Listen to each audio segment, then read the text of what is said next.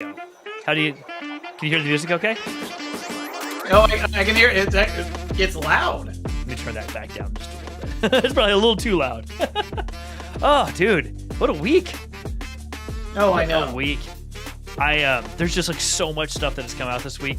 In addition to us both getting ready to fly out to Vegas, you tomorrow, me on Sunday. Oh yeah. We had Stranger Things has been running lately, and my wife and I just caught up on Stranger Things last night. What's wild is there's like 7 episodes or 6 episodes available, something like that, in Netflix right now. I don't know if you've been watching it this season, but each episode is like an hour and 20 minutes to an hour and 40 minutes. And the episode it left off at right now, there are 2 more that come out in July.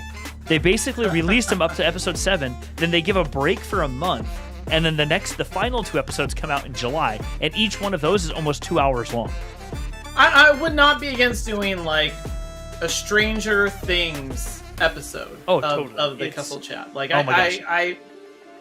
Between Obi-Wan and Stranger Things already, like my feels have just been like ripped in every direction, because Stranger Things this season has already been like substantially more intense than the previous seasons. Like, they're all good. They're all really good. But this season has just been like, oh man, it's just tugging everywhere. And then of course Kenobi on top of that.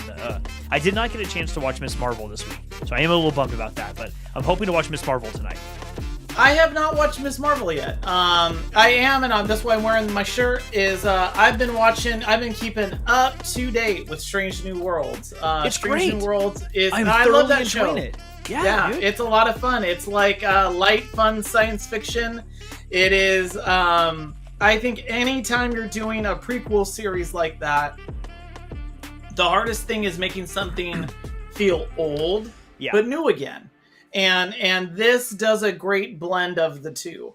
And there's also another thing, which is I think it's really hard to find actors that are like just pull you right in. That just like, man, this person is this role. And all the people, and again, I know that this is not the Strange New Worlds chat, but every actor that's on that show, I thoroughly enjoy. I actually just got done today watching the latest episode. And I'm kind of got mixed feelings, and it's a weird intersection. I'm not totally caught up yet, though. I'm not totally caught up yet, though. It's a weird intersection with a thing that I think that Star Trek is handled it actually amazingly well. And I'm not even going to talk about the episode. You can watch it. You can watch this latest episode. It's episode 6 of Strange New Worlds. I will not spoil it, but it is when you are done watching it, you will have a lot of feelings. And what I would recommend is going and doing a Google search for Strange New Worlds episode 6 and literary reference. Okay. And that's because it's borrowing from this amazing story, this amazing story from the 1970s that I read when I was an English major. And it is a gut punch of a story. And if I tell you the name of the story, it's Peter Benchley's Jaws. No. If I tell you the name of the story, it'll, and you know it, and a lot of people know it, it'll take away a thing that's inherent to the episode. And it's a really interesting dichotomy, because I'm starting to walk a line with the Obi-Wan show. There's a lot that I like, but there's a thing that they're doing that I'm like, I don't know. Mm-hmm. This has to be something. We need to go somewhere on this. Yeah. But I can't wait to get into tonight's episode. I agree. On Strange New Worlds, the thing I've been loving about it, one, it's just good TV. Like, it's been just great TV. Yeah. But something I love about the style of filming for the show is that Next Generation did this, but I'm realizing it did it in a way that actually disconnected me from the show for the most part. And I think it's the bridge. So what I remember in Next Generation, for the most part, the show would kind of start off with the Enterprise in space, someone saying Captain's log or some other log, star date, numbers.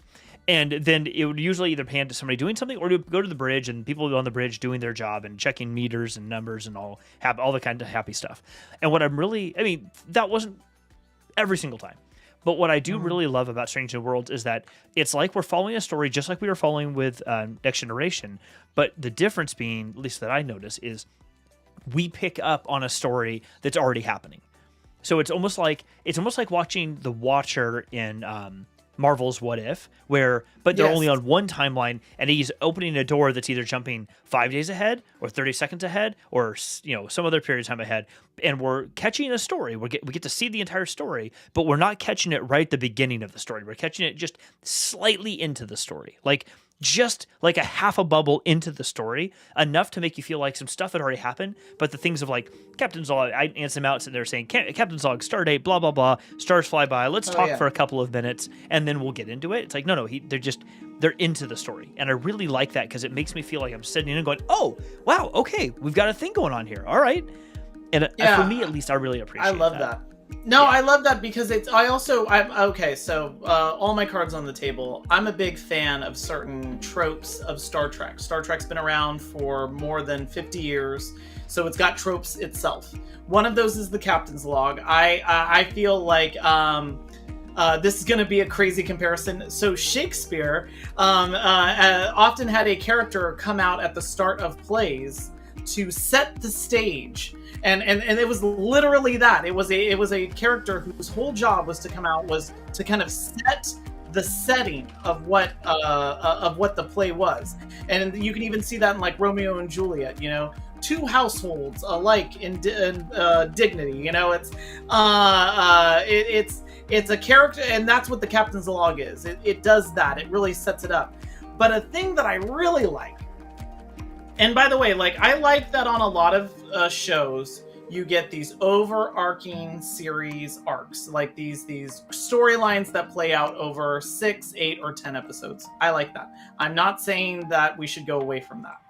But the thing I do like about Strange New Worlds, and I think that's because this fits with Star Trek better, maybe minus Deep Space Nine, is it's episodic television. So you don't really need to know a lot of what happened in the previous episode. You're just jumping right in. It's like a river that's already running and you just jump right into it. And the thing that I like about the Captain's Log is it tells you basically what you need to know before you get into it. And what's also great is they're doing a thing that Next Generation did really well, which is every episode is centered around a character. So rather than have a plot-driven story where the plot happens and the characters have to react, it's a character-driven story where the characters are making choices and then that's altering the plot. And I don't know if you're all the way up to like the last, not this episode. No, that just I think I'm like 4 week. or 5. I think so the episode I left off at is spoiler alert, apologize, is the virus on the ship. That's where I left off. I just finished that. Great. Yeah. It's an outbreak episode, and that episode is all based around the first officer, Una Chin Riley. Or for non-canon people, Morgan Primus. The next two episodes, Jeff, are pretty unbelievable. Yeah. The 5th episode is comedy, and it's hard to write comedy, and I laughed so often, and I'm not one that just like, oh yeah, that was funny. Like episode 5 of Strange New Worlds is like one of my favorite Star Trek's episodes in 25 years. Like I really enjoyed that episode. It was a lot of fun. Right on. Yeah. Awesome. Shall we get into the Kessel chat, not the Star Trek? Yes. Punch it. Let's do it. We can make a start.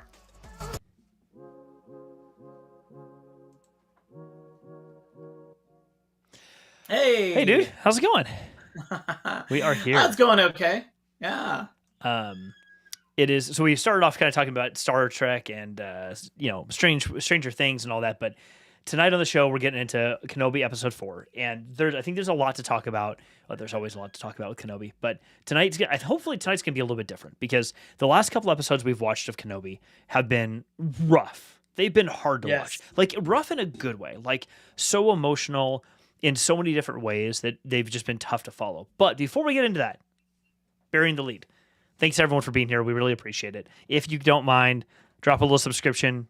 It really helps us out. Throw a little thumbs up thing on the channel. It super helps us get bubbled up, and we love you being here. And also remember to drop in the live chat. If you're here with us right now, drop in the live chat, say hi, let us know what about the episode 4 or any of the episodes of Kenobi you're excited about, and maybe even any fan theories you have about upcoming episodes. But to that note, let's go back to Kenobi itself. I wanted to open up this time. I'm going to ask you a question this time because you're usually asking me when we kick things off, but I'm going to ask you something. The last couple episodes, they've been hard. And you expressed the last time we watched, the last show that we did, you expressed that it's been especially hard on kids. And without putting too many words in your mouth, it's been hard on kids in so much that we're really seeing what this galaxy is like for children. Not just the Obi-Wan story and the Empire and all that, but just in general, what it's like on children's lives, how it affects them, all those things. And so for this most recent episode, my question for you is, how did this feel any different to you related to children, related to kids than the previous ones? If so, how? If it didn't, also kind of expand on that a little bit. Okay. So this is where I was talking before on the pre-show when we were getting together here. So, like, for background, for anybody that didn't catch the last 2 episodes, my concern when I saw the very first episode, the first episode came out, I think it was the same week as that terrible incident in Uvalde, Texas, which I'm sure people have been following in the news. Regardless of how you feel about laws and gun control, as a human, your heart goes out to people. As a parent, that's my brood right back there. I got a lot of them. As a parent, it's always, you're always thinking of the safety of your children, and you work really hard to try to keep your children safe in the world and help give them the best opportunity that they have. And, Jeff, you're a parent, and I don't want to speak for you, but I think that parents uniformly, if you're doing your job right, you're making sure that they go to bed safe, they wake up safe, they feel safe. And, the first episode of Obi-Wan came out with that. There was it really just like hit me in maybe a political way, but it hit me at an emotional core, which was to see those kids running from violence being perpetrated by the stormtroopers. Like, I'm sorry, I'm not trying to get right down into the weeds on this. No, do it, man. Their teacher is trying to protect them. Again, you think of the time, and I know that no one knew that was when that episode was going to come out, but that's when it came out. And then you keep advancing through this story, and you have Leia, and by the way, we're going to be talking spoilers, so if you're not up to date on the latest episode of I was about to say Strange New Worlds, of Obi-Wan, of the Obi-Wan, this is the warning. But so after we see this like crazy incident of violence where Jedi younglings are trying to like just survive, we then kind of cut to the vulnerability of Luke. We cut to the vulnerability of a young Jedi, and then Leia being kidnapped. And I was just like, wow, like, where is this going? Like, like this is a lot on kids. Then we go to the planet where Leia is being held, and there's a mother who is negotiating with Kumail, Nanjiani's character, who's faking as a Jedi, and this woman and her child are vulnerable and in danger, and it just seemed like we were just running through this like series of like what it is to be a vulnerable child. Obi-Wan is walking through the streets, and he's saying, "I'm looking for this child. She's been kidnapped. She's my, I think he says she's my daughter." And the actress who he's talking to says, I was somebody's daughter once too. And again, it's like we're, because she's a vulnerable youth, you know, and so we just keep spending a lot of time on this vulnerable, the vulnerable nature of childhood, and the adults that need to be there to protect, help, and support children. And again, like, I don't know, maybe this is just me being a parent, but man, this theme was really playing up in the last couple episodes, and I've been like, I don't know where they're going with this. And this episode played it in a way that I'm now, this is what I mean by, Jeff, I'm on a line. I don't know where they're going with this, and I hope that, and we're on episode 4, and if I'm right, there's only 6 episodes.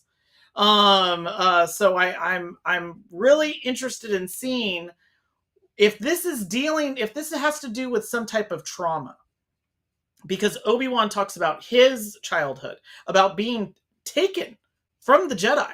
I remember my mother. I remember her shawl. I remember my father's hands. There was a baby. I think I had a brother. These are all like these childhood stories. And so now we're in an episode, this week's episode 4. And there were 2 things that I was like, where is this going with this storyline? And one of them was Leia, a child, is interrogated and put into a potential torture machine. And then, and I don't mean to jump into this reveal, Obi-Wan is walking through a hall of what looks like Jedi in amber. Oh, Like they're all, and some of them I recognized, like from the Clone Wars cartoons. Some of them I thought were from the video games that are like Fallen Order. I was like, oh, I know these Jedi. And then there's a Jedi youngling that's there with their helmet, and they're in amber. And I'm just like, what? At this point, these are deliberate choices. There is something that this show wants to talk about in terms of the vulnerability of essentially the smallest among us, the ones that are the most vulnerable, which are kids. And I'm just now I'm like, where is this going? Yeah. So you I know this is a long way to get to this answer, but that is where there were a lot of things that I really liked about this episode, and I could go into them. I mean, so many things. I can't even tell you. I even liked the trench coat stuff where they're like escaping in a trench coat. Like I love that stuff. But this is a serious thing, and I don't know. It's almost like they're playing with fire right now, because it's like, you guys this has to mean something now at this point. Because if you're just doing it to get a rise out of me, that's a cheap rise, and I don't like that. Yeah, I totally agree. And I felt the exact same way watching that scene, because every single time, we started the entire series off with... Sorry, I wrote something down real quick. We started the entire series off with kids, with younglings, being taught by a Jedi in the Jedi Temple. And before I go any further, because I should have done this already, let's just put this up here for everybody. If you haven't caught it already, and I'm sorry if we have spoiled anything for you, there will be continuous spoilers to the rest of the show. Stop! It's a tarp. Just leave now and come back later if you need to. I will say that's why I stopped a little while ago, and I said, "Hey, like I'm gonna be talking about this stuff, so this is we're gonna get into all these episodes." Yeah. In this episode, or we start the whole series off with kids, and then it centers around Obi-Wan saving a kid. And then to your point, we see what I was hearing it referred to on TikTok and other places was the trophy room, is the room with all the Jedi encased. Not just encased in amber or in stasis in some way. Like all of them have their eyes open in surprise. All of them. Yes. And that was, I think, the most impactful part of that to me, is they're not just encased in some way. And I was looking at them as they were going through. There was no blaster burns or saber burns that they were obvious. I'm going to go back and watch it a couple more times, and I want to see, but I didn't see any obvious, like, they were stabbed through or sliced by a lightsaber or whatever, where they're dead. Or the faces were not those of like in agony. They were sort of in surprise. And then they're flashed. Almost like being caught in surprise in Carbonite is sort of what it reminded me Yes. of. And it really made me think of, this is a trophy room. This is a testament to what they've been able to do, that they were able to capture Jedi and store them someplace without having to kill them. And they can bring them back whenever they want to do things to, potentially to torture or to try to convert to the dark side or whatever it is they want to do. That's the sense that I got. And I'm with you. The fact that it stopped at the very end on a child, that means something. There's a reason Filoni and Deborah Chow and the others who are part of the either production, Ewan McGregor. Wow, I even could call him Obi-Wan. Ewan McGregor as one of the executive producer, I think, of the show. Like, all of these people are not making these creative choices for nothing. Like, Obi-Wan pauses and stops to look at the child, the youngling, and there was a close up on his face, and you can see the anguish on his face in that moment where he's looking at the youngling. So to your point, I 100% believe there is something that is going on with children of the Force or children in general in this whole series that they're going to play on before the series is over. I don't think we will find out all of it. I think we're going to find out just enough to close up the story, because Ewan did say at Star Wars Celebration that didn't say, but made some allusions to that they are interested in pursuing or looking into a second season of Obi-Wan. Oh, it looks like they could. If I'm right, I could have read this wrong, but it sounds like they just got greenlit for it. Okay, well, I think that just came out that they got greenlit for a second season. So I would bet that we're going to learn enough about whatever this means before the end of this series, to mostly satisfy what you're curious about, what I'm curious about, without giving us everything. I think there's going to be something more to it than that, that we're still going to need to watch and find out later. But yeah, I've been very curious. And I also, the other big thing that kind of jumped out to me was when we finally get to see the Inquisitorious, the actual palace, so to speak, of the Inquisitors, where they're trained, where they operate, their base, all that stuff, is that it is in the Mustafar system, yet it's a complete water planet. I found that really interesting, the dichotomy between Mustafar itself, in where the shape of Darth Vader's castle, the look of it on top of a lava flow, and all of these things, and then the Inquisitorious, that's in a water planet that actually goes deep into the water, super, super deep into the water, all of that. Like, it was, that dichotomy to me was really interesting, because they played up on it really heavily. They made a point of talking about it in detail. It goes deep into the water. We don't know anything about it. Obi-Wan has to swim with the breather, just like he did with Obi-Wan back in Phantom Menace. Like, there was a lot of things that brought back connection points from different places to me. But there's more I want to talk about there too, but I'm going to stop for a second because I want to see what else you had to say on the sort of the kids at the beginning and what you're kind of maybe thinking about that. Yeah, I agree with you there. Like, I feel like if it was another series with the different producers and writers, I'd be like, I know when someone's just trying to pull an emotion out of me. And I've seen that on like a lot of shows. Like, a really good example of a show that's done that in a way where it's almost hard to buy in sometimes is another Star Trek show, which is Star Trek Picard. I see that Rich just joined us. Hey, Rich. Star Trek Picard has a lot of it's like, oh yeah, here's this trauma, here's that trauma, and it almost is like, guys, like, you're just doing this to try to make things emotional, and when you try to make things emotional, they're not. When you try to force in meaning, it doesn't work. It sticks out like a sore thumb in the story. Nobody buys it, and it can become melodramatic, which is even worse. It becomes something that you mock. This, I'm suspending my disbelief because I have some theories on what I think this is about. I think that Reva, I think this has a lot to do with the Reva character. I think that this has everything to do with that character. And again, I could be wrong. These are my theories. And these can't be spoilers. These are potential spoilers if I'm right. But, I'll give it 50-50 odds. Riva says I'm going to get back what I'm owed. There's all of these things that she wants that she feels owed.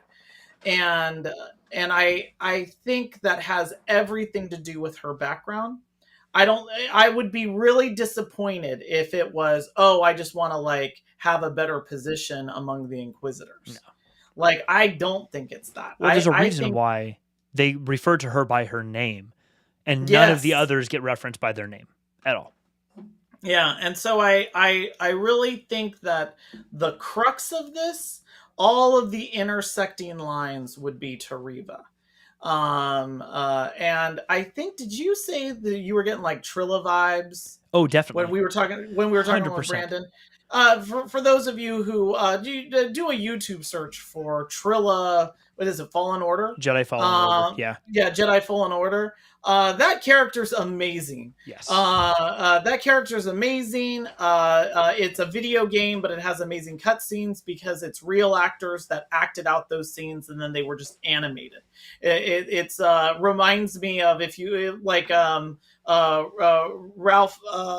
Bakshi's Lord of the Rings, which was animated. They like filmed people and then they just animated over the top of it, like rotoscoped it. If I think. I think that's what they called it, and that the Riva character gives me the same vibes. Like, I think all of these storylines, I won't be surprised if she is the reveal is her trauma as a youth, which we've already had some theories about what that is. I think that goes right back to that very first episode of what we see in the Jedi Temple and the younglings. But yeah, like I will say that there are at times I've just questionable decisions in this story. I remember thinking at one point, while Leia is being interrogated on where Jedi might be, which I'm sitting there thinking, like, why would Leia know any of this? I felt like, oh, this is just so that way, we can feel the threat to Leia. But I'm already there. Like, you don't need to like put more gas down. Like, it's all brakes and no gas on the threats to Leia. It's like, I get it. She's in trouble. Or all gas and no brakes. Sorry, all gas and no brakes. But the thing that I kept thinking was this questions that Riva got at Leia's age. And so I started to really put a lot of thought into that. And I hope that's because that would then, you can't just have like abject, like terrible, evil, and peril and all these things and not have it connect to something.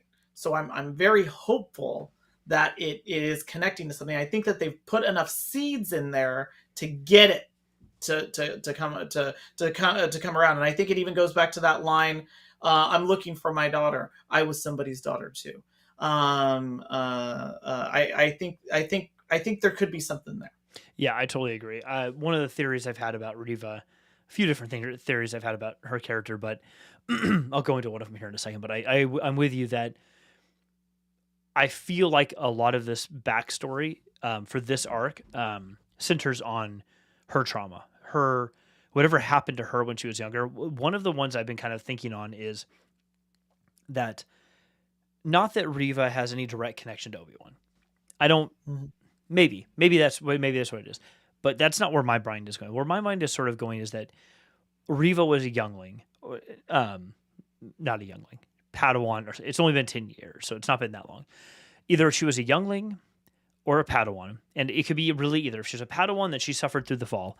The one thing that's been triggering for me more than anything else is maybe an idea that Riva was young and got passed over by one of the Jedi Seekers, or whatever the term for the Jedi, the Jedi who go out there and look for children, got passed over to to be taken to the temple and never actually got trained as a Jedi and went through life just being different and struggling and being probably kicked out of her home because people didn't understand her. She could make things happen with her emotions. The very Harry Potter-esque, like, I make things happen with my emotions because I don't know what power I have. And is eventually picked up by the dark side, hence the gutter trash sort of thing, picked up by the dark side and brought in and is striving to like prove herself because she has to work hard or what have you. And my thinking is that she, at some point, as she was either being trained or before she was picked up by the Inquisitors, during the fall, she saw Obi-Wan's message that don't come back to Coruscant. So I'm just suspecting she may have actually been from Coruscant, and that no one came back to help her. No Jedi was there to help her because Obi-Wan told them to leave. Obi-Wan's message is the one that was on repeat to the Jedi. So either she was a Jedi or she wasn't, but somehow she learned about that. I don't know. That's kind of where I'm going with this, that it's, to your point, that there's some kind of trauma or frustration, because why else would we start the entire series out with her obsession with Obi-Wan? Like, that's the first thing that is called out about her character, is by the Grand Inquisitor, is her obsession with Obi-Wan Kenobi. Yeah, you got got okay. Well, there's something there, and it's something having to do with kids. Mm-hmm. That's why I think they're definitely going to tug on that, though. I think, or like pull on that thread before the series ends into the next 2 episodes, because otherwise, I think it would be very strange. I think it would be a very weird thing, like, oh, he just saved Leia and life is good and moves on. It's like, no, you told us too many other things here to make this work. And I do trust in the storytellers that we're talking about here. But yeah, I'm with you that I think it very much centers around Reva. It's something to do with her youth somewhere, maybe not early age, but sometime in her youth. She's not that old to begin with. Like the character isn't, in her 20s or whatever, but something when she was a bit younger. Yeah, it's actually kind of funny because this was the first time that, of all the episodes, this was the first time that I remember thinking, I wish they only had 5 episodes. And I know that sounds silly because it's like they're covering a lot of ground here, but this was an episode that I almost wanted to be like, let's get to it. I liked the setting. And I understand too, like they're taking their time with Obi-Wan. This was the most Obi-Wan, the most recognizable Obi-Wan that we saw. And again, like this is so reminiscent of so many characters, and it's actually like a really common trope in the Old West, in a lot of Westerns, which is an old marshal that's being kind of pulled out of retirement, and is they're rough around the edges.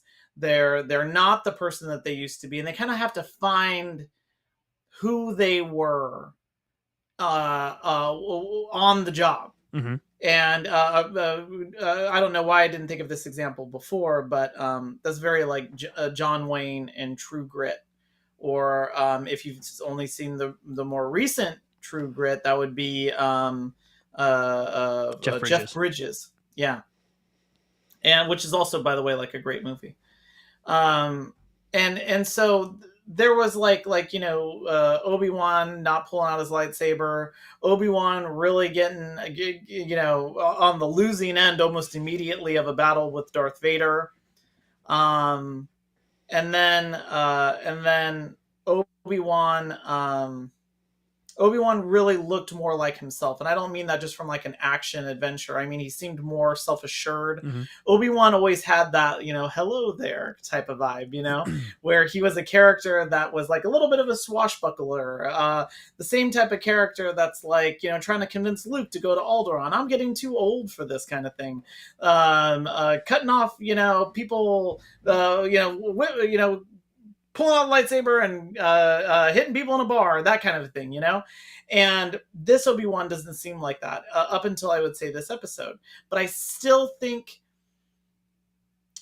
like, I almost feel like they got too much time, because a thing happened that I don't like, which is Obi-Wan escapes Darth Vader in episode 3. Like, he gets set on fire and then he escapes. And I was like, okay, that's cool. Everybody gets one. But then in this episode, he escapes again. Now, they're kind of like, oh well, we let him go, but Vader didn't know that. And that's where I'm like, I almost wish that they only had 5 episodes, because they gotta get, they've got all the pieces now. They've got the setting. They've got Obi-Wan acting more like Obi-Wan. He's holding his lightsaber, like very classic Jedi. Now I would say I've got all my high hopes pinned on this next episode, because I liked a lot of what I saw here, and I loved the setting, and the underwater stuff was just amazing. But now from a story perspective, I'm like, you guys got to start paying off. You guys have built it up. Let's go. Let's do this. Yeah, I definitely don't want to wait till episode 6 before we see the real payoff to that part of the story. And yes, I'm totally with you. I noticed the way that it kind of triggered for me in this last episode, in Obi-Wan becoming Obi-Wan, like Obi-Wan sort of finding him, finding himself. It very much reminded me of a thread in a movie that I'm actually not a big fan of at all, but this thread resonated, which was the second Alice in Wonderland with Johnny Depp. In that, when she comes back to Wonderland, I think maybe it's the second one, maybe it's the first one. In one of the Alice in Wonderlands, the Johnny Depp versions of them in the more recent years, Alice gets to Wonderland, and when she meets the caterpillar, he's like, "You're not Alice," and follows that thread kind of throughout the entire story. And periodically, when she runs back into him again, he's like, "Yeah, kind of Alice." A little bit later, "I think you're mostly Alice," and basically implying that she's finally accepting who she actually is. She's remembering who she is. She's accepting the things around her. She's not just being cynical and ignoring everything. And I very much see that type of story element or tool being played out in this show, where in this episode, in episode 4, he very much showed a progression from the previous episodes of, like, he's starting to kind of remember the Obi-Wan that he is, or the Obi-Wan he used to be. That person is still in there. Actually, Bail making the comment that even got him on this whole journey. Others making the comment to get him to actually act and do things with them and go to the Inquisitorious, and like him being willing to even do it. Like in episode 4, being willing to go to that planet to visit the Inquisitorious. Episode 1, there's no way he would have done that. He's like, "I'm not going to some planet. Like, it's never going to happen." And now by episode 4, we've already seen him like, "I got to go. I got to save Leia. I have to go do this." And then his dueling, his use of the Force to hold the water back when the glass is breaking. Not that any. I love that. I by the way, that was like one of my favorite scenes. Yeah, like absolutely. That, any like inventive uses of the Force, I'm always a big fan of. And when that glass is cracking and he's like using the Force to like hold the water back, I loved it. It was so cool, and I loved it individually, but I also loved all the individual pieces put together. Not that any one of them was immensely impressive. Like, they were beautiful to see that happen. Like, oh, cool, fan service, so to speak. Like, you gave us a Force ability. But more for me, it was the putting them all together in his Jedi robes. Like, maybe not his, but after he came out of the Bacta tank, he's now wearing essentially what amounts to like a Jedi tunic. It's still his old pants, but like what amounts to or similar to a Jedi tunic. And he's connecting enough, almost like it's a reaction to the Force and to his lightsaber abilities to protect Leia and to get them out of there. And it reminds me of, I think I brought this up in one of our previous episodes about the show. In the book Master and Apprentice, towards the end, when Obi-Wan is talking to Qui-Gon, and I think it's near the end of the book, the main climax has already happened, and he kind of presses Qui-Gon, doesn't press him, but Qui-Gon says, "Do you know why I never allowed you to, or I haven't allowed you to train in the like more advanced saber techniques, but I've kept you you thought I've always kept you at the basics?" And Obi-Wan's like, "Wait, what? Well, we're talking about this now? Oh, yeah, I always did wonder that." And Qui-Gon's basically Qui-Gon's wording to him, and I'm paraphrasing heavily here, was essentially, "I wanted you to be so comfortable in the base, in the fundamentals, that they became part of your nature, and that nothing could ever disrupt that. So no matter what happened in defense and attack, anything, you would just do it out of muscle memory. It was just core to who you were. You didn't have to ever think about it. It just happened. The advanced techniques are flashy and they're fun and they're enjoyable and they're cool to watch. But the basics are the thing that are going to carry you on and on and on and on all of the time." And this episode 4, harkened back to that conversation to me a lot, because it made me realize the basics for him, the fundamentals are still there. He just needs to allow himself, like Alice, to see them. He needs to allow himself, like Alice, to remember this is who you are. No matter what you are trying to do, doesn't mean you don't have to be yourself. You can still be you, but you have to find a right way to channel it. And this episode to me was like, he didn't go all out. It wasn't like, look, I'm Obi-Wan now, had my duel with Vader, boom, let's go. It wasn't that, because it's not earned. That would not have been earned in any way, shape, or form. He has to get there. And even by episode 6, he won't be there. Like, he won't fully, I don't think he'll ever actually fully be back there because of what's going on with him in general. But I think by episode 6, I'm hopeful what they do is he's like 70%. Or something, metaphorically, something along those lines that indicates he is on a path to recovering to the person he was before by processing trauma and doing what he needs to do. He's never going to be 100% because he's getting older and he's got trauma in his life. So he's knocked down a little bit as a result, no matter what. But I think he's getting back to where he needs to be, like Alice. And I really do appreciate that, because you've used this phrase before, it makes that story element feel earned. Like he's having to go through things to get there. It's not obvious. It's not overt. Or I shouldn't say not obvious. It's not overt, but we're seeing it, and it makes us feel enriched as we watch this. And I really do appreciate that. Yeah, I agree. I actually keep thinking of the reverse statement in episode 3. Obi-Wan and Darth Vader, which, by the way, I remember when the Star Wars Episode 3 movie came out. And I remember a lot of people being upset because it was Anakin and Obi-Wan having a fight. The climactic duel was not a robotic Anakin, and that people wanted that. And now this series has given people exactly what they wanted, which is a duel. They got it in episode 3, but right when they're about to fight, Obi-Wan, in a very kind of resigned way, says, "What have you become?" And Vader responds, "I am what you made me." And I thought about how, of all the things, like, that's not just like, yeah, man, like, I had the high ground and I took your arm and your legs and let you burn on the side of a river of lava. I really think that was everything else. That Obi-Wan was his mentor for 25. Almost 20 years. And I think that the same goes for Obi-Wan, that Obi-Wan is this kind of like broken guy, and it's like, look what you've become. And it's like, well, this situation is that's what's made him. So yeah, I do hope, I really want to see a transition, though, of like, where Obi-Wan becomes, and I know this is going to sound crazy, but it's like Alec Guinness plays him as like kind of a lovable scamp. He's a troublesome dude, but he's like a lovable scamp. The little like shine in his eye and his smile. Like, I always liked the Obi-Wan character in A New Hope. It was, he's a solid mentor. And even though he's lying to Luke all the time, he's a solid mentor. And I'd like to get somewhere there. I don't need I'm going to drop down among General Grievous and fight General Grievous and all of his troops at the same time.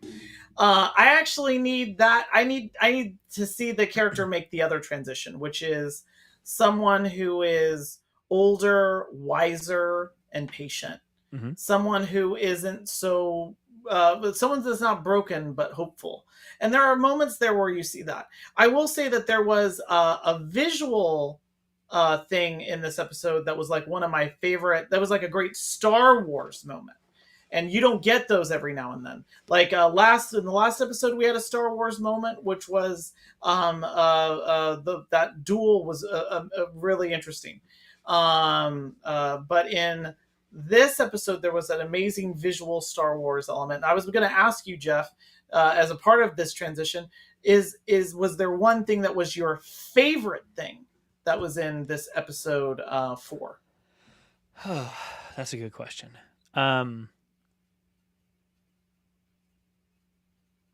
So I think the thing that stands out to me the most is not an Obi-Wan moment. It's a very Cassian Andor moment Hmm. when the actress who's playing, I forget her name, the actress from Game of Thrones, she's the one who kind of gets them in. She sneaks into various places, and at one point she's at a console, and a commander comes up to her and says, "Come with me," and she walks off with him, and basically beats him up and knocks him out, and then comes back to her desk. Yes. And then a little bit later, where she's like, "Oh, I gotta make a distraction," and so she basically gets Riva called to a room, and Riva calls her out of being online, and she stands up to it. She does it so well and so convincingly, even when she falters a little bit, she still catches up and makes up for it. And I loved it for a couple of reasons. One, because I love seeing characters like that are not just Jedi or Sith, that are just different. I love seeing characters that can, like we see with the High Republic comics and with others too, where characters that can manipulate a Jedi or a Sith without having any Force abilities. And it helps you remember that those other characters are not invulnerable. They're not immune to the things that other real people are immune have to deal with too. Like, just because they can tap into the Force doesn't mean they're immune to being manipulated or things like that. And I love seeing it because it reminds you they are, I hate to use the phrase they are human, but they are vulnerable, as are the rest of us.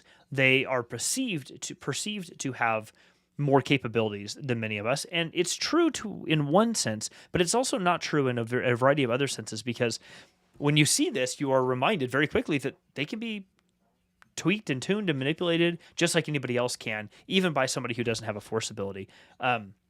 That's part of it. But I also love seeing characters like hers that, again, show that there are real people. I mean, we see it all over the Inquisitorious. Imps kind of walking everywhere. Shouldn't say that. It's from all the books. That's terrible slang from the books. But Imperial is walking around everywhere from the Navy and various places doing their thing. And I love seeing that because it's very much like if this was a spy movie and the saber duelists weren't here, this is what a spy movie would be all about. This would be the James Bond sort of moment right here.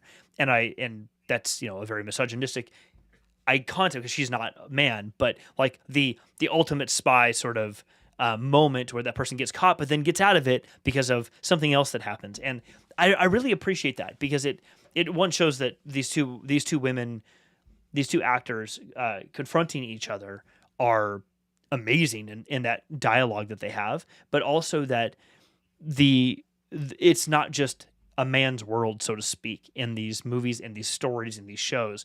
And it doesn't always have to just be the quintessential character in the show, Obi-Wan Kenobi, that is getting the moments, that has the arc, because it's not just him. Honestly, I would really say, now that I'm saying this out loud, I really believe this show's not really about Obi-Wan. It's about all the people he's affecting along the way in the story. From Leia, he's helping Bail and his wife. He has an effect on Riva. We can clearly see she is obsessed, if not fanatical, about finding Obi-Wan for some reason we're going to hopefully discover soon. And the other people that are around him who are trying to help him as well. The story's actually kind of more about them. And I feel like when this story wraps up, what's likely to happen is a lot of implications or a lot of the story implying that all of these people around Obi-Wan he's almost kind of, his story or his moving through this has almost sort of been like the domino in the first domino in a Rube Goldberg machine that's going to set off a whole bunch of things that may or may not have been set off in the way they are, but they did because of his actions. And I think that's really important because it reminds us that the Star Wars stories are not just about Jedi. That's what we think about a lot. I got a couple lightsabers right back here. Which we think about. They're fun, of course.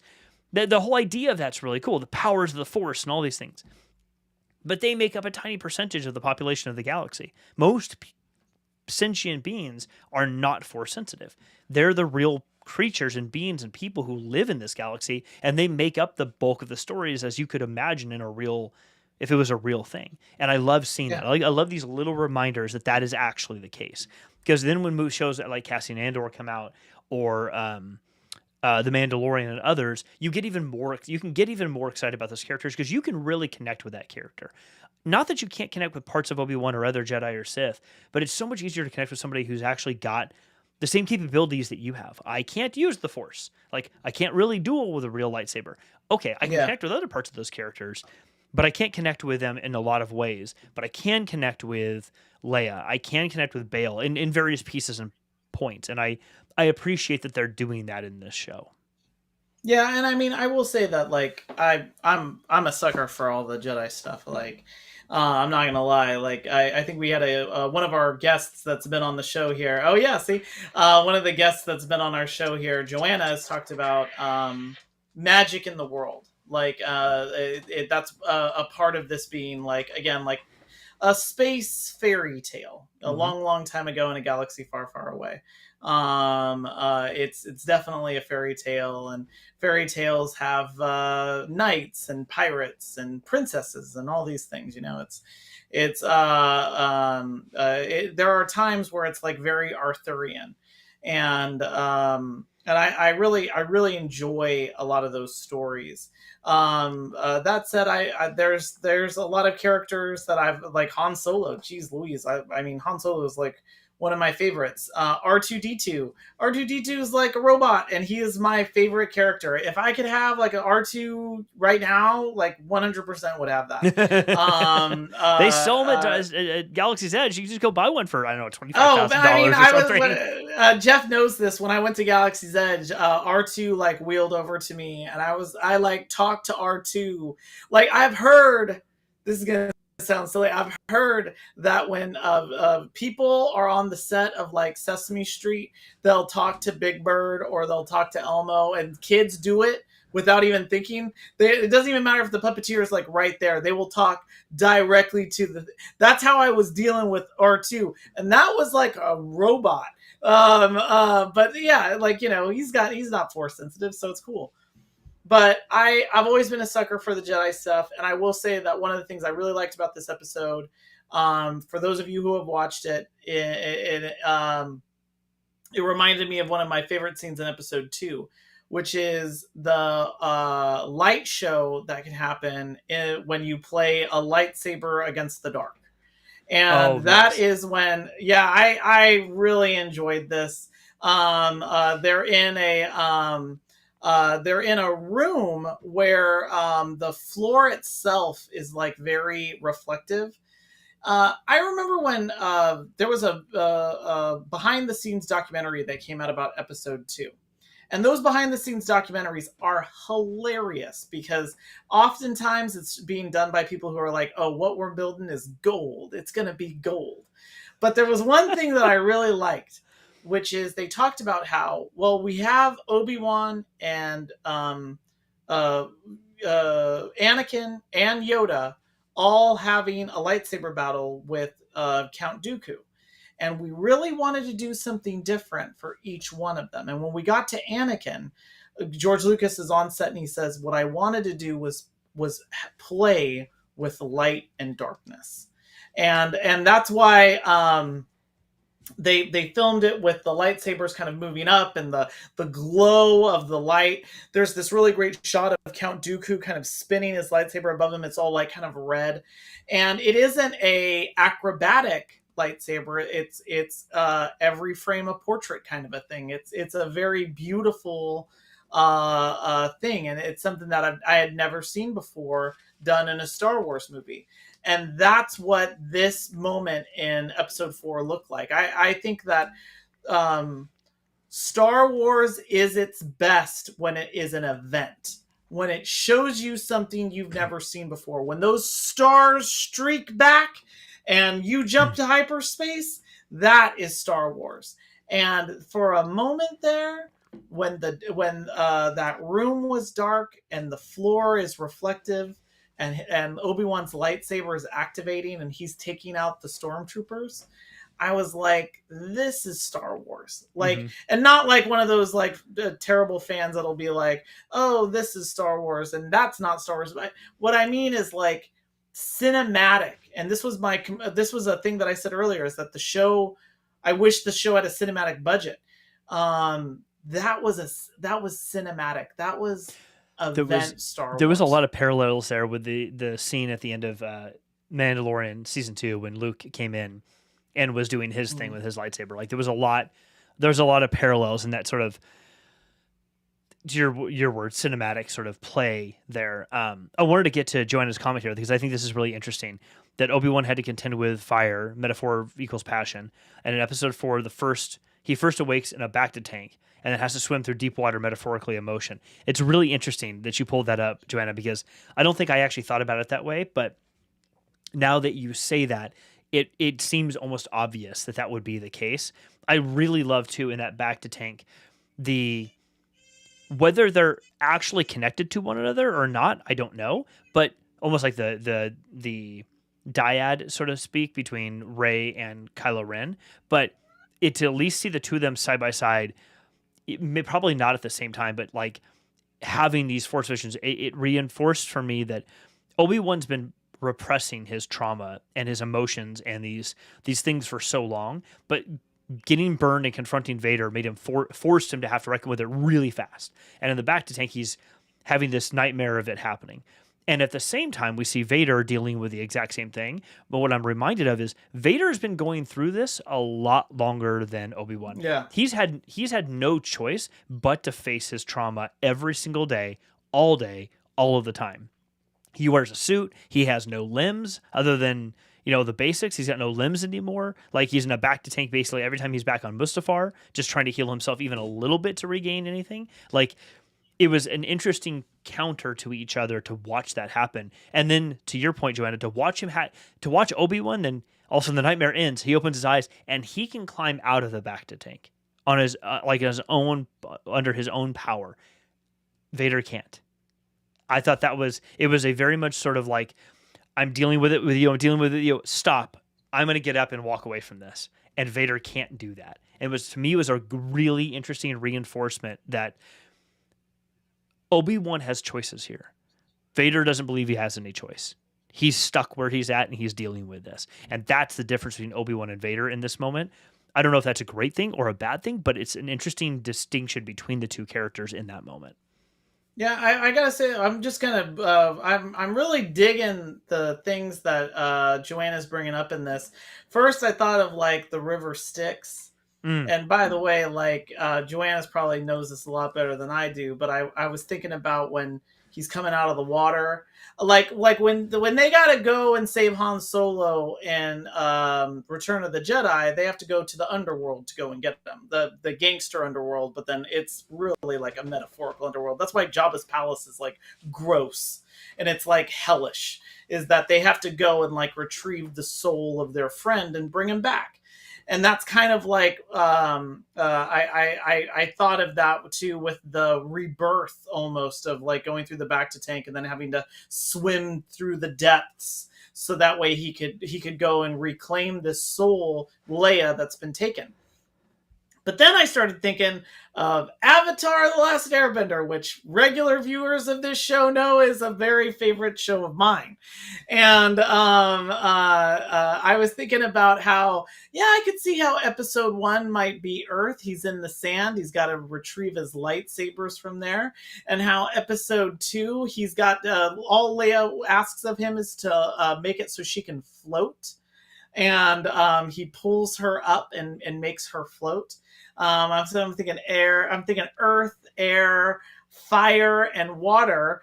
Maybe the 5th episode we get to is like a 5th element type thing, where Obi-Wan is able to, hit some type of actualization.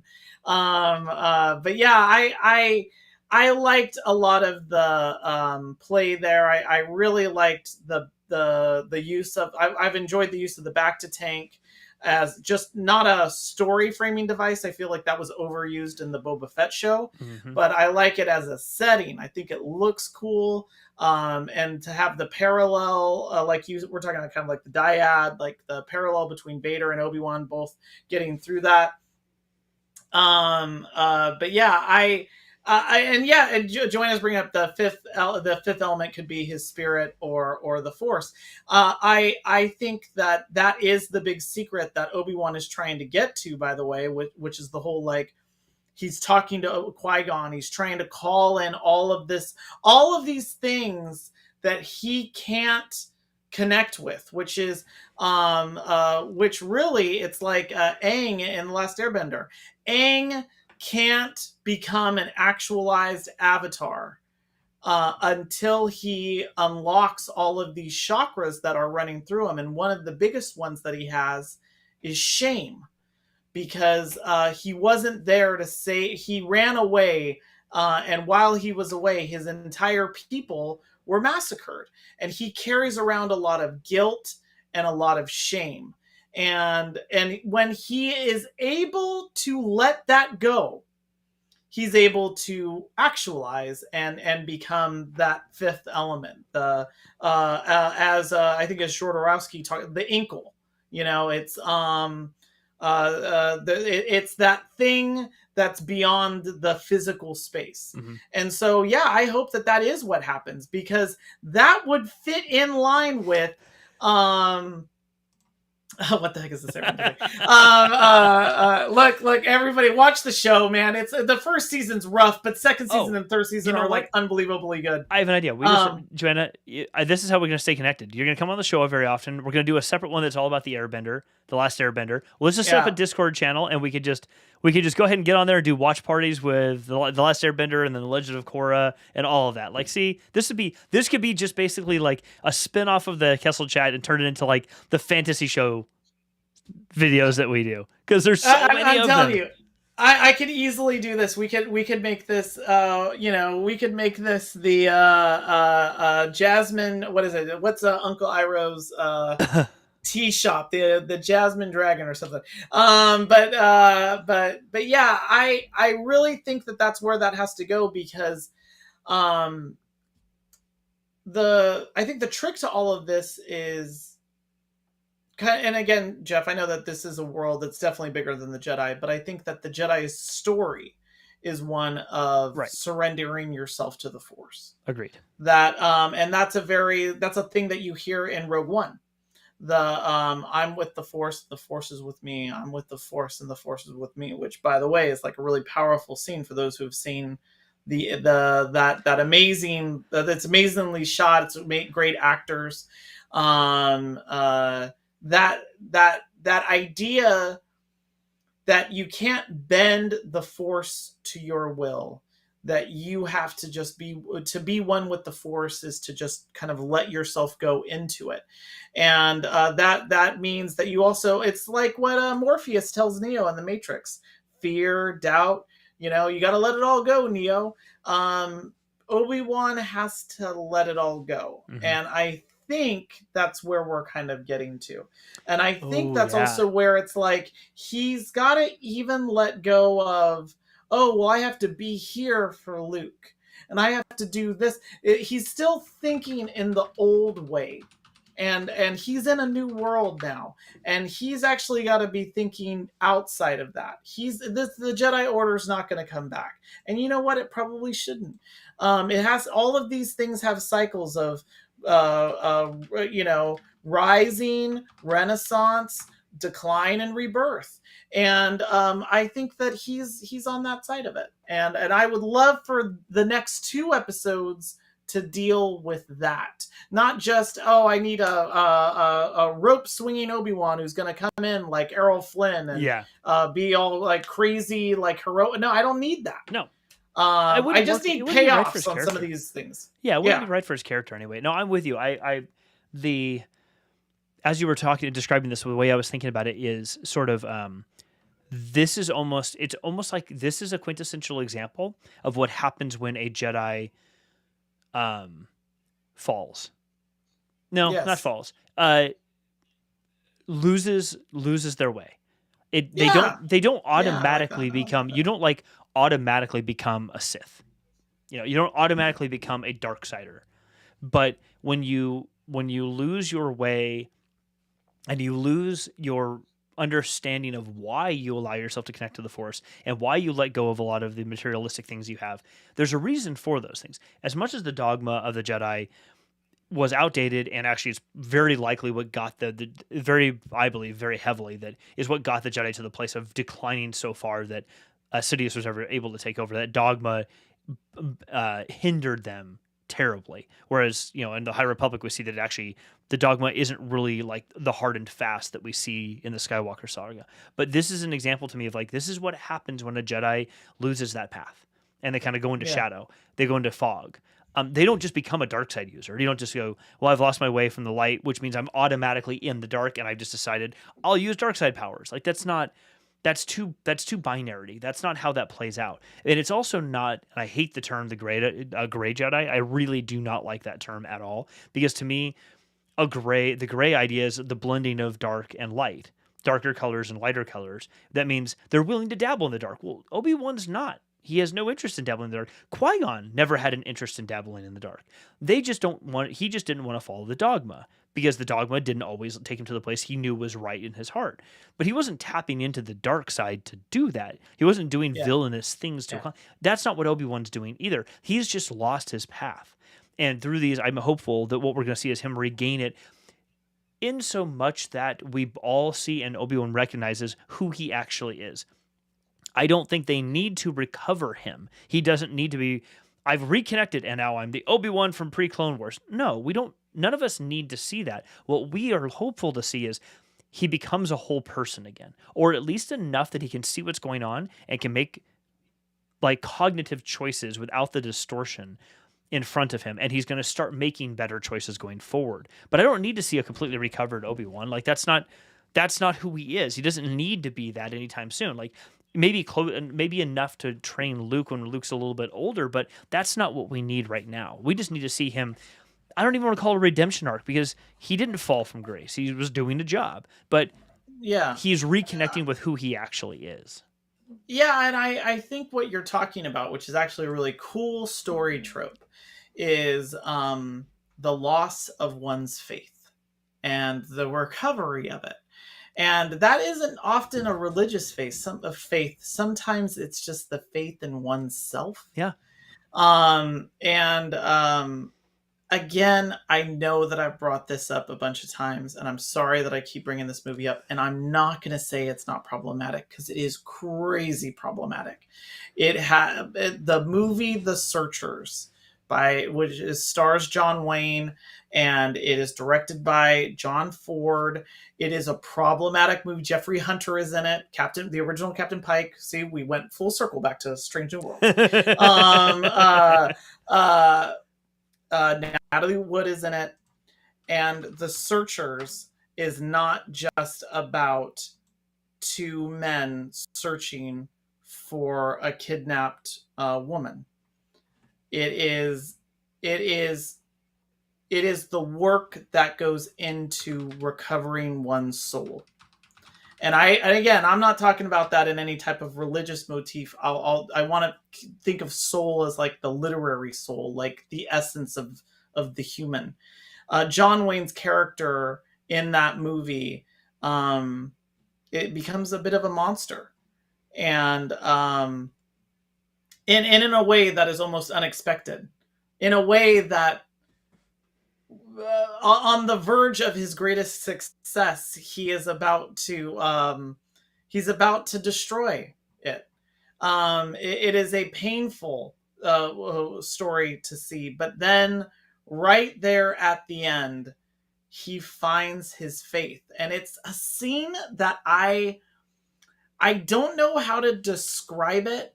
And again, it's problematic, and it's definitely a movie of its day. But he does. There's this thing he does, and it's John Wayne's best acting scene. Like he won an Academy Award for True Grit, but this is really like peak John Wayne, and he's not a good actor. He plays John Wayne in every movie. This is though a peak John Wayne, and it's right there at the end.